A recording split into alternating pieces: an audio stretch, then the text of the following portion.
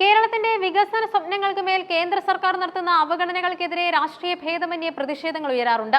എന്നാൽ ഒരു കേന്ദ്രമന്ത്രിയെ തൊട്ടടുത്തിരുത്തി അദ്ദേഹത്തിന്റെ മുഖത്തു നോക്കി അക്കമിട്ട് നിർത്തിയ പരാതികൾ കേരള രാഷ്ട്രീയത്തിൽ പുതിയൊരു ചർച്ചയ്ക്ക് വഴി തുറന്നിരിക്കുകയാണ്.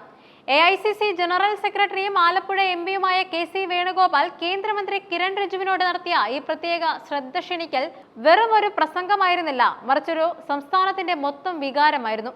ഒരു പ്രമുഖ ടെലിവിഷൻ ചാനൽ സംഘടിപ്പിച്ച മീഡിയ കോൺക്ലേവ് വേദിയിലായിരുന്നു ഈ നാടകീയമായ രംഗങ്ങൾ അരങ്ങേറിയത്.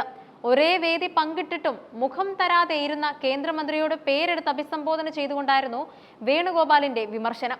കേരളത്തിന്റെ ആരോഗ്യരംഗത്തെ ഏറ്റവും വലിയ സ്വപ്നങ്ങളിൽ ഒന്നാണ് ഒരു all India institute of medical sciences. അയൽ സംസ്ഥാനങ്ങളിലെല്ലാം ഒന്നിലധികം എയിംസുകൾ അനുവദിക്കപ്പെട്ടപ്പോഴും കേരളം ഇന്നും പട്ടികയ്ക്ക് പുറത്താണ്. റിജുജി, നിങ്ങൾ എന്റെ മുഖത്തേക്കൊന്ന് നോക്കൂ എന്ന് ഗൗരവത്തോടെ ആവശ്യപ്പെട്ടുകൊണ്ടാണ് വേണുഗോപാൽ സംസാരിച്ചു തുടങ്ങിയത്. കഴിഞ്ഞ 14 വർഷമായി കേരളം ഒരു എയിംസ് ആശുപത്രിക്ക് വേണ്ടി മുറവിളി കൂട്ടുകയാണ്. ഉമ്മൻചാണ്ടി സർക്കാരിന്റെ കാലം മുതൽ തുടങ്ങിയ ഈ ആവശ്യം പിണറായി സർക്കാരും ആവർത്തിച്ചു. സ്ഥലം കണ്ടെത്തി നൽകാൻ സംസ്ഥാനം തയ്യാറായിട്ടും കേന്ദ്രത്തിന്റെ ഭാഗത്ത് നിന്ന് അനുകൂലമായ ഒരു നടപടിയും ഉണ്ടായിട്ടില്ല. കഴിഞ്ഞ പാർലമെന്റ് സമ്മേളനത്തിൽ ഇതിനെ ചൊല്ലി കേന്ദ്രമന്ത്രിമാരുമായി താൻ നടത്തിയ വാഗ്വാദങ്ങളെയും അദ്ദേഹം ഓർമ്മിപ്പിച്ചു.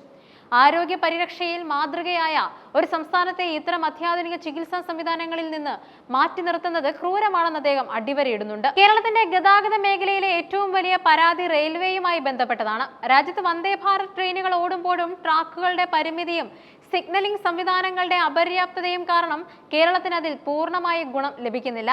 6 ഹൈസ്പീഡ് റെയിൽവേ കോറിഡോറുകൾ കേന്ദ്ര സർക്കാർ രാജ്യത്തിന്റെ വിവിധ ഭാഗങ്ങളിൽ അനുവദിച്ചപ്പോൾ കേരളത്തിന് ഒന്നുപോലും ലഭിച്ചില്ലെന്ന് വേണുഗോപാൽ ചൂണ്ടിക്കാട്ടി. കൊങ്കൺ റെയിൽവേയുടെ ചരിത്രം ഓർമ്മിപ്പിച്ചുകൊണ്ട് ലോക നിലവാരമുള്ള സാങ്കേതിക വിദ്യകൾ റെയിൽവേയിൽ കൊണ്ടുവന്നത് മലയാളിയായ ഈ ശ്രീധരനാണെന്നും അദ്ദേഹം പറഞ്ഞു. BJP ടിക്കറ്റിൽ മത്സരിച്ച വ്യക്തിയാണെങ്കിൽ പോലും ഈ ശ്രീധരന്റെ സാങ്കേതിക മികവിനെ രാജ്യം ആദരിക്കേണ്ടതുണ്ട്. അദ്ദേഹം റെയിൽവേ മന്ത്രിയുമായി നേരിട്ട് ചർച്ച നടത്തി സമർപ്പിച്ച പദ്ധതികൾ പോലും ചുവപ്പ് നാടയിൽ കുടുങ്ങിക്കിടക്കുകയാണെന്നത് കേരളത്തിന്റെ വികസനത്തോടുള്ള കേന്ദ്രത്തിന്റെ വിമുഖതയായാണ് വ്യക്തമാക്കുന്നത്. കേരളത്തിന്റെ ആയുർവേദ പാരമ്പര്യം ആഗോളതലത്തിൽ അംഗീകരിക്കപ്പെട്ടതാണ്. ലോകത്തിന്റെ വിവിധ കോണുകളിൽ നിന്നും ആളുകൾ ചികിത്സയ്ക്കായി ഇവിടേക്ക് എത്തുന്നുമുണ്ട്.